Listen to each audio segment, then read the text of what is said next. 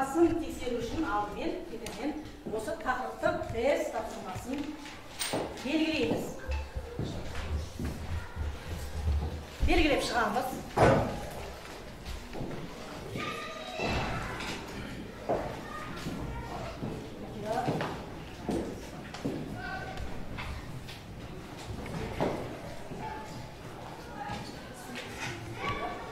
Қаламсаппен ручканы белгілейміз балалар.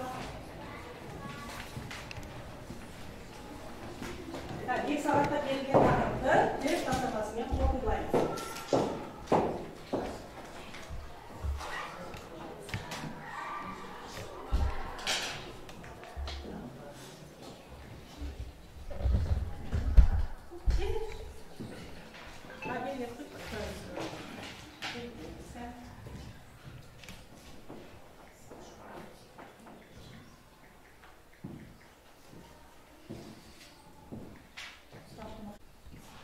Болса, там отырамыз.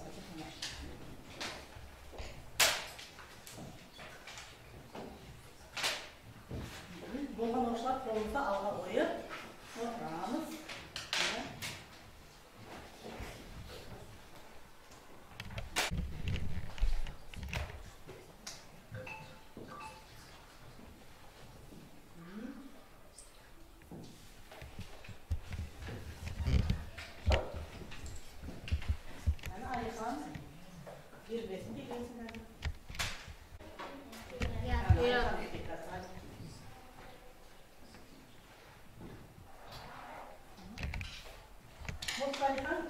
Al, тексереміз үй тапсырмасын. Барлық сұрақтарымызға қарайықшы. Бірінші сұрақ. Берел қорымдардың орналасқан жерін не деп белгіледі? Екінші сұрақ. 98-99 жылдары Берел кезеңінің нөмір 11 обасын ашқан археолог ғалым кім екен? Зинова Самашин екен. Ал үшінші. Берел қорымнан табылған оба саны қанша екен? 30-дан екен. Бұзылмай сақталған 13 елінат табылған темірдің қорғаны қалай аталады? Берелдіктермен. Ал берелдіктер мәйітті ұзақ сақтауын не деген? Байзағыдайды екен. Ағаш, жалпы бұл жерде саркофаг дегеніміз не? Ал құс басты жыртқыш денелі, қос мүйізді, қос қанатты бейне не дейді екен? Грифон. Ары қарай ат әбзелдерін безендіруде берелдіктер қандай алтын қолданады? Барлығымыз нақты жауап бердік па? Дұрыс келді ма? Тамаша, жарайсыздар. Олай болса балалар, алдарында сурет тұр, белгілі бір сурет тұр. Соның ішінде біз жебе ұштары суретін аламыз. Жебе ұштары суретін алып, өзіміздің оң жағымызға қойып қоямыз. Жебе ұштары. Қараймыз, суреттің ішінен жебе ұштар. Бұл сұрақты табу арқылы біз қандай олжаға келедік? Жебе ұштары. Ал енді қалған суреттер нені бейнелейді? Қараймыз, суретті ашып қараймыз.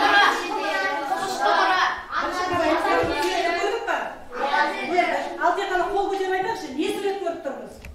Аружан. Бұл жерде бізде қыш құмыраны көріп. Нұрасыл. Ат әбзелдерін. Бексұлтан қандай сурет көріп тұрмыз? Алтын қапсырмалар. Ал енді осы суреттерін нені бейнелейді балдар? Нені бейнелейді?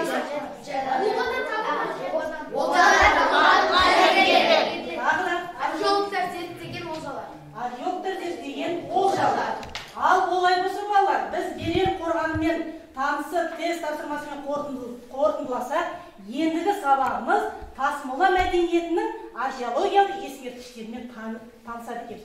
Бұл олжалардың барлығы сол тасмола мәдениетінен шыққан олжалар. Ал бүгінгі сабағымыздың тақырыбы балалар тасмола археологиялық мәдениеті. Бүгінгі қол жеткізетін оқу мақсаттарымыз археологиялық ескерткіштерді сипаттау және ежелгі тайпалардың дүниетанымын сипаттаймыз. Бағалау критерийлер тасмола археологиялық мәдениеттің ерекшеліктерімен танысып бағалаймыз. Ал олай болса балалар, енді бір видеоға назар тыңдаймыз. Орталық Қазақстан қазіргі Қарағанды, Ақмола, Павлодар, Жартылай облыстары мен Торғай даласын алып жатыр. Геродоттың айтуы бойынша ерте темір дәуірінде Қазақстанның солтүстік батысын скидондар, шығысын аримаскалар мекендеген. Сарыарқаның ерте темір дәуіріндегі ескерткіштер жиынтығы тасмола мәдениеті деген атпен белгілі болды. Алғашқы ескерткіштер Павлодар облысы Екібастұз ауданындағы тасмола өңірінен табылған. Осылайша тастан үйілген обалар өз атына сәйкес тасмола мәдениеті деп атауға ие болған. Оны ерекше бөліп алуға екі қатар тас тізбегі бар мұртты обалар себеп болды. Тасмола обалары екі жерлеу орнынан тұрады. Біреуіне адамды жерлесе, екіншісіне мініс атын көмген. Тасмола қорғандарын зерттеуді алғаш қолға алған археолог ғалым Әлкей Марғұлан мен шәкірті Мир Қадырбаев болды.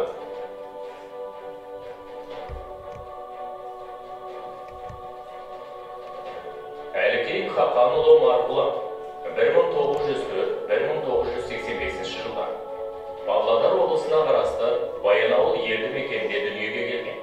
Әлкей Марғұлан әдебиеттанушы, өнертанушы, шығыстанушы, ұлттық археология мектебінің негізін қалаушы.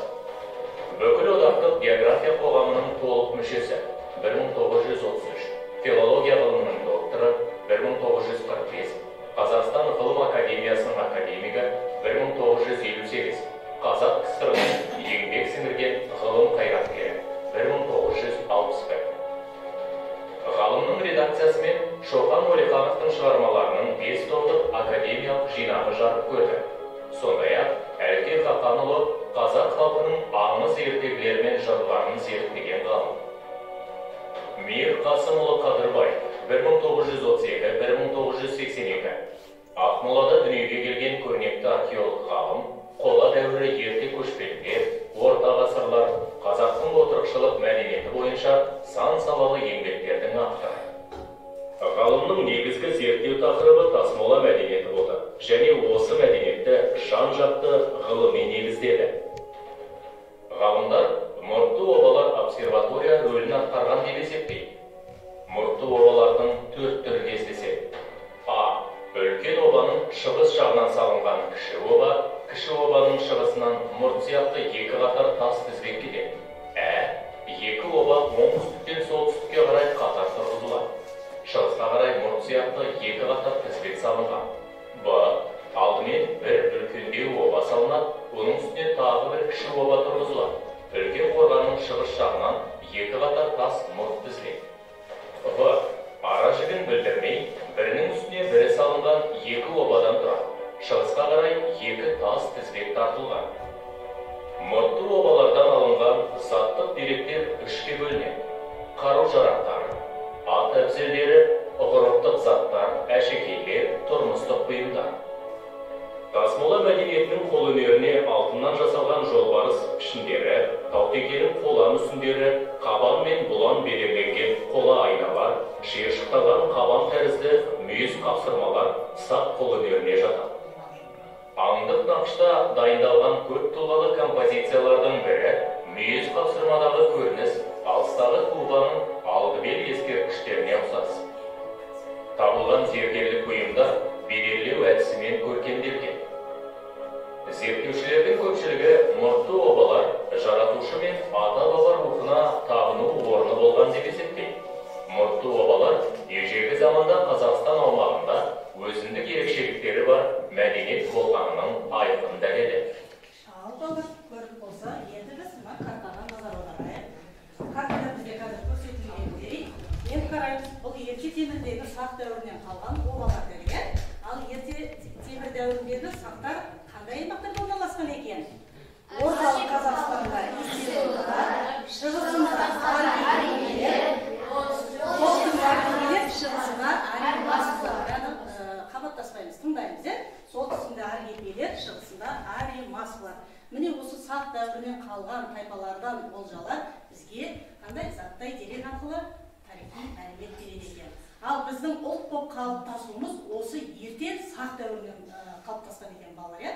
Осы сақтардан кейін бірнеше тайпалар бірлестіктері одақ құрып, сақтар, ғұндар, үйсіндер, қаңлылар және одан кейін түрік қағанатына ұласып, біздің қазақ халқымыздың қалыптасуына ең түпкі негізгі болған осы сақ тайпалары болып табылады екен. Ал балалар, осы бейне фильмді көре отырып, біз жұптық тапсырма орындаймыз.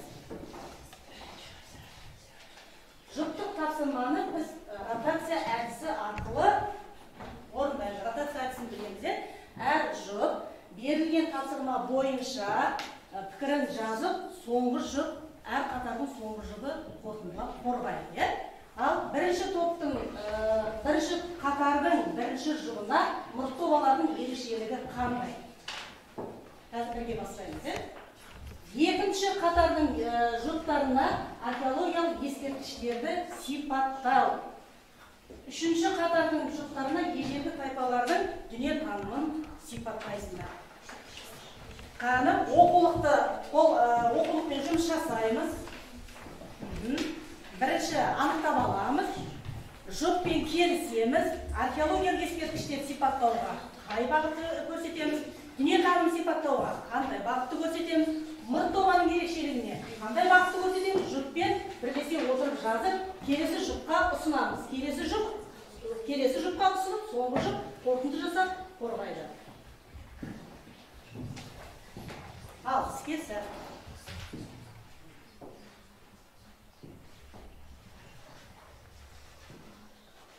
түсінікті етіп жазамыз, асықпай түсінікті етіп, соңғы жұп сөздерін түсініктелейік.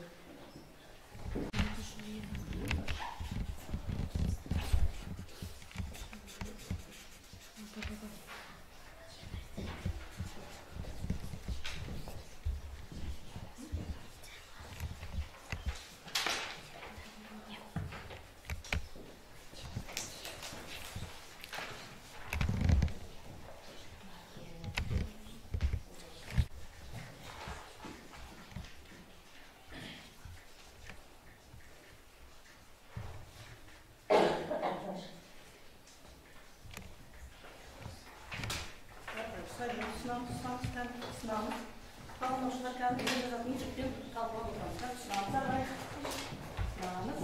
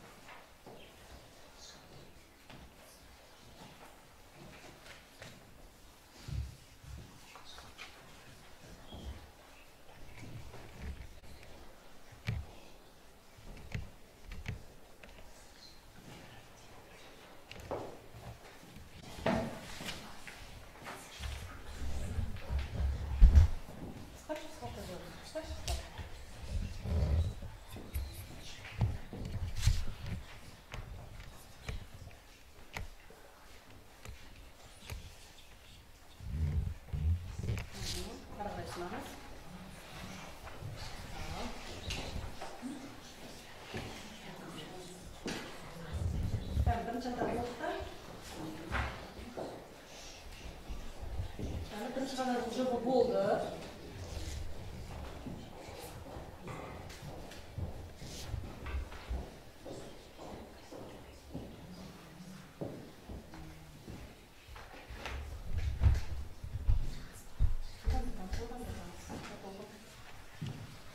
Өйткені сендердің қатарының жұбы көптеу.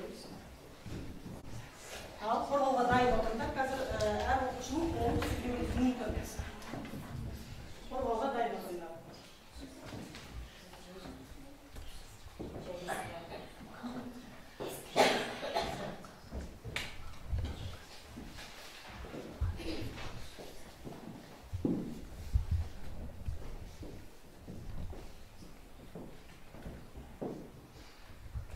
Ağzından çıkan bir tane.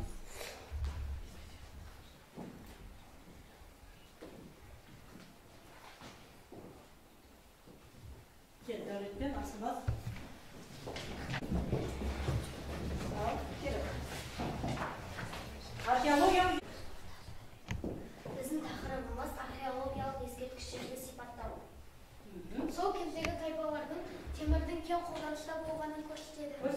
Обаларда жебе ұштары, қанжарлар, белдіктер, айналар, құрбандық, шалу ыдыстар табылды. Ағаштан болған және темірден жасалған ыдыстар табылды. Археологиялық ескерткішке жата ма? Иә. Ал тағы да. Кел, үшінші қатардың жұбы. Anaша. Мұрттаулар жаратушы мен ата-баба рухына табуының орны болған деп есептейді. Тас тізбектегі оттың, сынған ыдыстың қалдықтары құрбандық шалу дәстүрмен діни наным-сенім белгілерін көрсетеді. Қайтыс болған адамның аяқ жағына жылқы қаңқалары кездескен. Жылқы қаңқасы олардың кімге табынушылығымен байланысты. Бұл жерде ежелгі тайпалардың дүниетанымын сипаттаған, сонда бұл оны неден біледі екен? Мұрттаулардың тас тізбектегі мұртқа ұқсастығы діни наным-сенімді білдіреді екен. Жаратушы мен ата-баба рухына табыну орны деп, және тас тізбек оттың, сынған ыдыстың қалдықтары, құрбандық шалу, және қайтыс болған адамның аяқ жағына жылқы сүйектерінің жерлеуі, сонымен жылқы қаңқасы олардың күнге табынатын апаратын жол деп есептеген. Өте тапшы.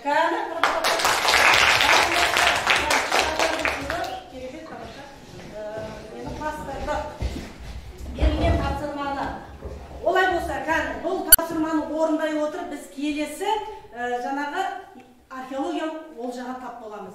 Ат әбзелдері суретімізді тағы да жағымызға қойып қойып кәне. Ал ат әбзелдері суретті табамыз. Ат әбзелдері қайсы жатыр суреттердің ішінде? Таптықта ат әбзелдерді тағы да өзіміздің оң жағымызға қойып қоямыз. Енді балалар, келесі енді тапсырмамызды атаулар туралы 3 сұрақ әдісі. Бұл жерде 3 жұппен жұмыс жасаймыз. 3 жұппен, не кәдіміздің 3 жұппен бөлемін. 3 жұппен. Бірінші жұпқа қосылады Бексұлтан, Оразхан. Міне, жұп қалай түседі, сол сұрақ берілген, сол сұрақтыға не істейміз? Тапсырманы ауызша жауап береміз. Ал келесі Дәулет, Асылназ, мен боламын. Тағы да бұл жерде кім айғаным жоқ. Міне, 3-ші жұп мен деп есептейсіңдер. Келесі 3-ші жұп. Кел. 3-ші жұптың? Тұр, сосын жақын мәселеден. 3-ші жұптан кел. Бұлай қарай жіберейін. 4-ші жұптан.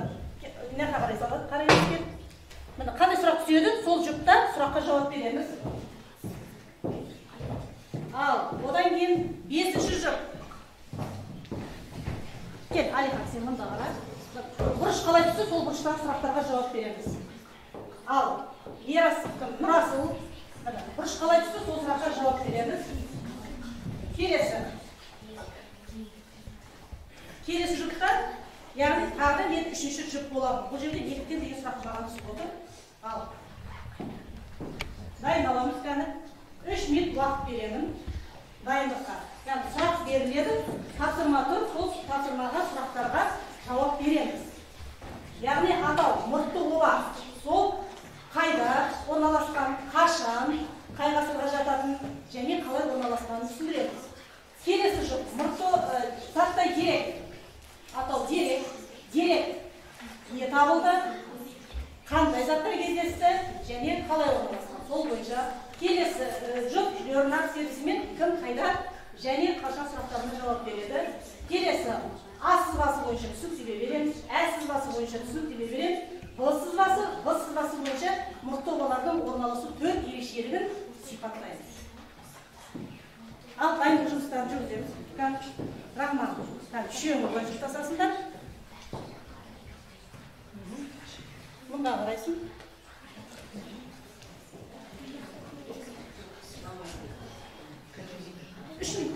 Дайындыққа үшеуі.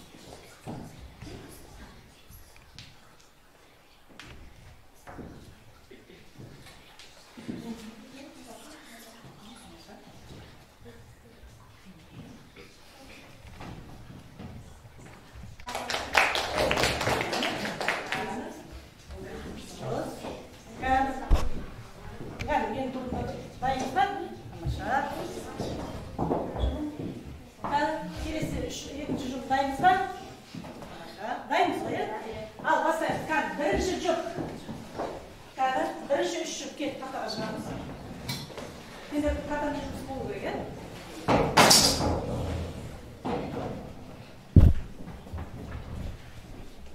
Мұрты обалардың таралған аймағы солтүстік, шығыс, орталық Қазақстан болып табылады. Ең алғашқы ескерткіштер Павлодар облысы Екібастұз ауданында Тасқала деген жерден табылған.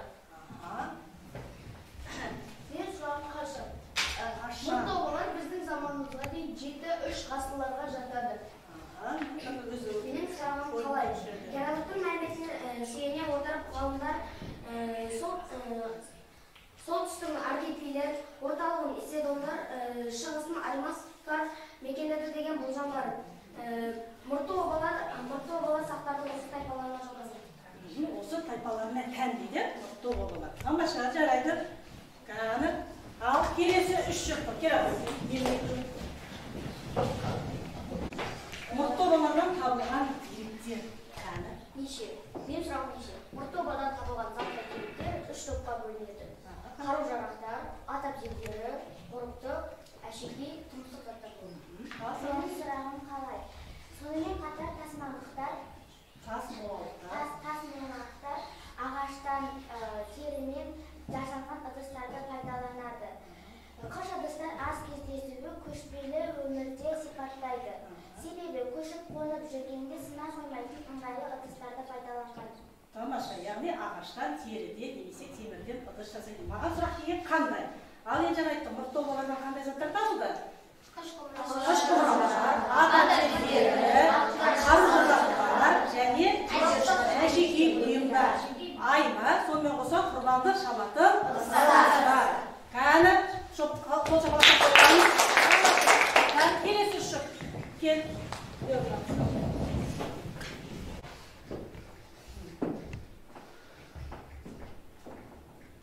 Ал, бұл жерде оқи ғой.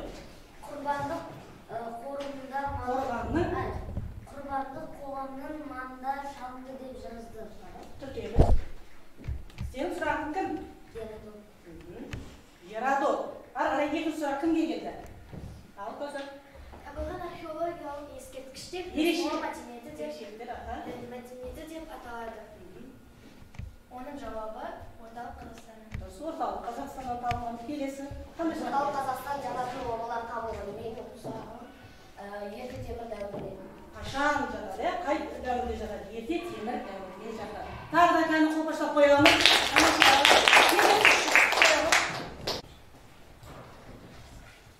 Келесі. Асыз бас, е?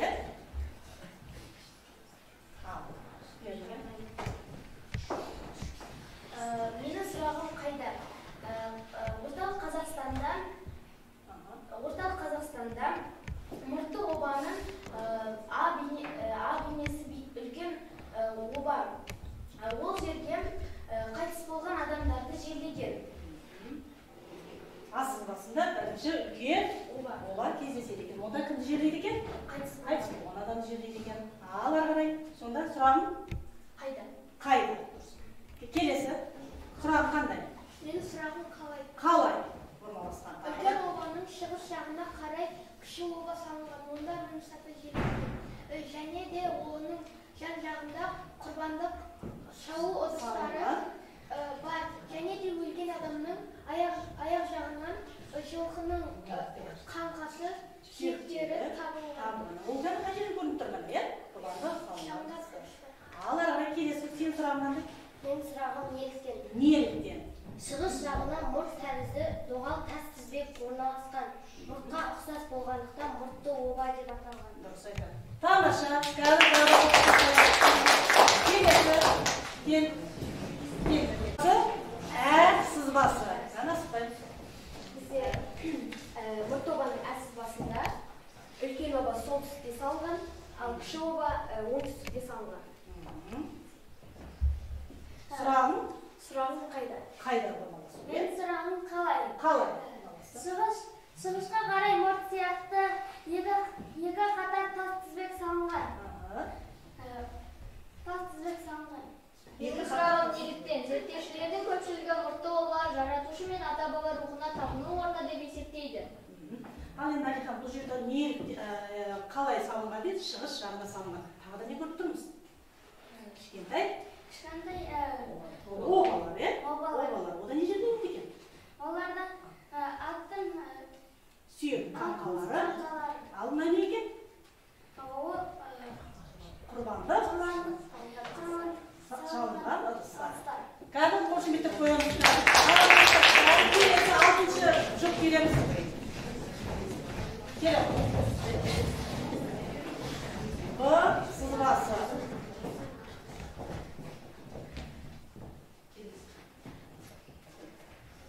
Мұртты обалар бұл сызбасында. Алдымен бірінші үлкен оба салынған. менің сұрағым қалай? Үлкен обасының үстіне тағы бір кіші оба тұрғызылған. Менің сұрағым неліктен? Шығыс жағынан екі қатар тас тізбекті мұрт түзіледі. Тас тізбекті оттың сынған ыдыстарының қалдықтары құрбандық шалу дәстүрі мен діни наным сенім белгілерін көрсетеді. Көрсетеді.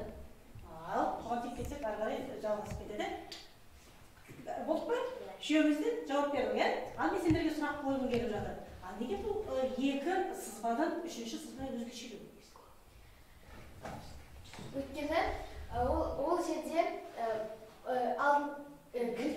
кішкентай оба үстінде тұрған, үлкен обаның үстінде тұрған. Ал мына жерде тура солай, бірақ керісінше. Ал енді үлкен обада кім жерленеді?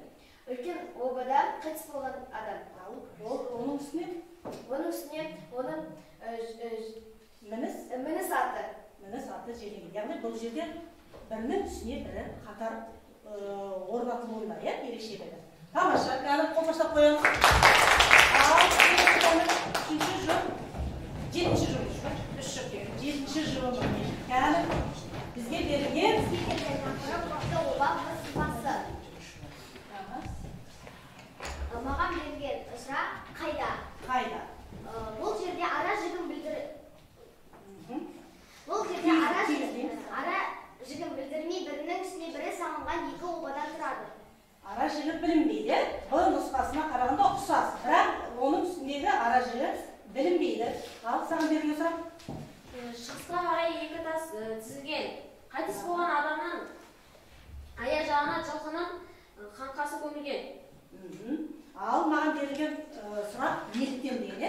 Ал, енді қарашы балалар, неліктен? Неліктен барлығында шығыс жаққа қарай мұртты тас тізбек обалар салынған. Сонда қарап отырсақ, бұл обаның құрылысы жеңіл ме, күрделі ме? Сұрақ қояйын. Жеңіл ме, күрделі ме? Күрделі. Ал, обалар неше түрге бөлінеді балалар? Төрт түрге бөлініп отыр, салынуға. Ал, жалпы обалардың жерлеу дәстүрі неше түрге бөлінеді? Өтті қой алғысы. Үш түрге. Үлкен оба, кіші оба, орташа оба. Ал, үлкен обада кімдер жерленеді? Үлкен обада үлкен мәртебеде хандар, Көсемдер, патшалар жерленеді. Ал, орташа обада кімдер жерленуші еді? Ержан? Ол адамның мініс аты жерленді. Жоқ, олай емес, кәні. Олай емес. Ол Абыздар, жауынгерлер. Ал, кіші обада кімдер? ал кіші обада мініс аты. Қарапайым шаруалар. Міне жерлеу дәстүрінде ерекшелік. Сондықтан бұл жердегі ерекшелік неліктен? Күрделі салынуға байланысты. Кәні қошеметтеп қоямыз. Барлығымыз отырамыз. Енді келесі балалар, біз енді бұл тапсырманы орындай отырып қандай олжаға келелдік? Қыш құмыраны таптық. Кәні қыш құмыраны тағы да біз өзіміздің оң жағымызға қойып қоямыз. Барлығымыз суретті алдық па? Қыш құмыраны денеді. Енді балалар, келесі тапсырмамыз Тарсия әдісі дейді. Енді бұл жерде балалар 4 жұп боламыз. 4 жұп. 4 жұп деген кезде қана балалар бер қараймыз. Ал мен бірінші қатардың 4-ші жұбына мен тағы қосыламын. Кел, сендер екеу мына қатарға келеміз 4 жұпқа. Сендер мына 4 жұп. Үшінші қатар 4 жұппен былай бір-біріне қарай салыңдар. Берілген қима, сұрақтың жауабы. Бұны жауап бере отырып, біз берілген пішін жасаймыз. Дұрыс сұрақты орналастырғанда ғана. Қазір барлықтарына бірден беремін, содан мен барып бастаймыз.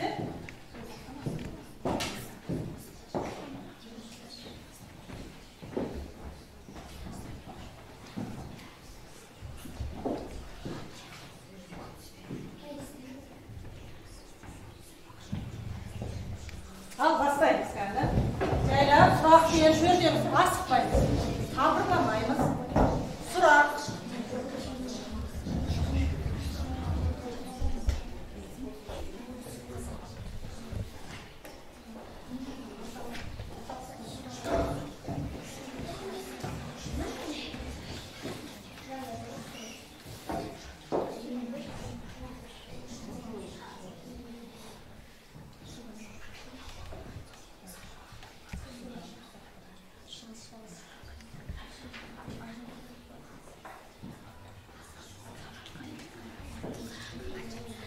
Қанша минут па? 5 минут. 5 минут.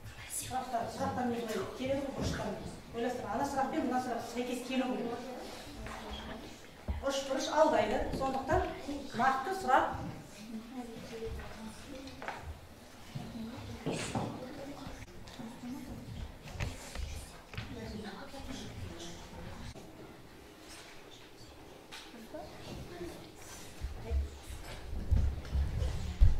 Міне мынау сенің аяқта.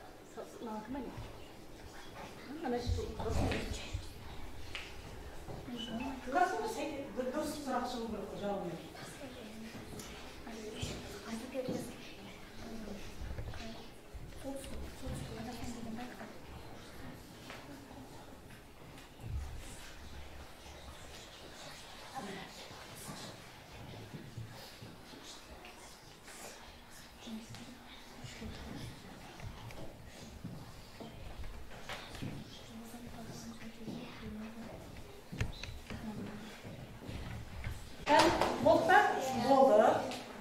Болды. Кәні сенде болды оласында. Кеттік та?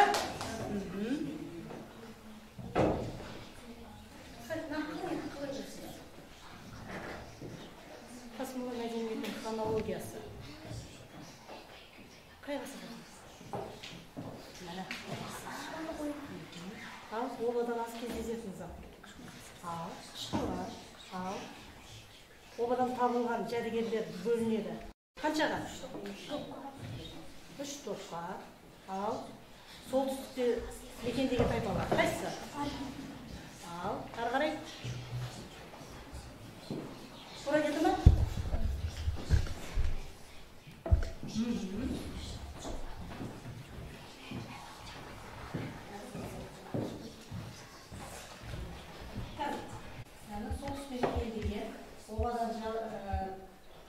Қыш құмыра не бұл?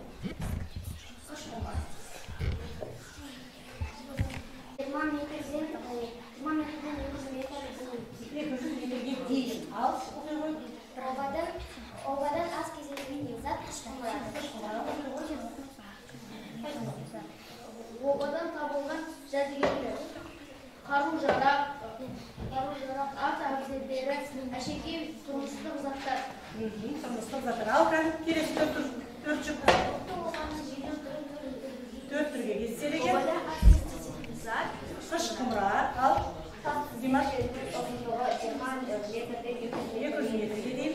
Обадан табылған жерлер бөлінеді 3 топқа. Ал, сендер оқи қойыңдар. Обадан табылған жәдігерлер, қару-жарақтар, әбзелдер, әшекей, тұрмыстық заттар. Сарыарқаның солтүстік-батысқа мекендеген тайпа аргетилер. Орталығын мекендеген тайпа Исседондар. Дәулет? Шығысын мекендеген тайпа аримасқалар. Аримасқалар. Келесі 4 жұқтар. Сіздер оқып жібересіз. Дауыс шығарамыз. Дейін. Ал. Жұлдыз. Қыш құмыра. Обадан табылған жәдігерлер бөлінеді 3 топқа. Обада табылған жәдігерлер, қару-жарақтар, әбзелдер, әшекей, тұрмыстық бұйымдар. Тұрмыстық бұйымдар. Аргетилер. Обадан табылған жәдігерлер бөлінеді 3 топқа. Ал. Обада аз кездесетін зат. Қыш құмыра. Ал. Алихан мен айтады, қай ғасырға жатар екен? Біздің заманымызға дейін 3-ші ғасырға сендерге оқу үшін кері болғаннан кейін тарих сабағымызды осы сұрақтар арқылы не істеді? Қорытындылады. Енді суреттердің ішінде орындан отыра ғой. Барлығымызбен қараймыз, орындан отыра ғой. ішіндегі ең құнды зат алтын тапсырмалар. Кәні оны да оң жағымызға қоямыз. Ал енді бүгінгі сабақта кері байланыс береміз.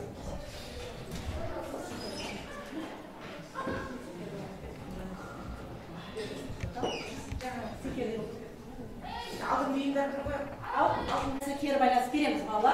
Мен сабақты жақсы түсіндім, тақырып бойынша мен әлі де ізденуім керек дейді. Кім тез жауап береді? Мен сабақты Кім тек қана бір қолмен көтер. Ал? Мен өте сабақты жақсы түсіндім. Жақсы түсіндім. Ұсынысыңды қай гүлге қоясың? Пікіріңді? Көп? Гүлге. Мен бүгін сабақты жақсы түсіндім.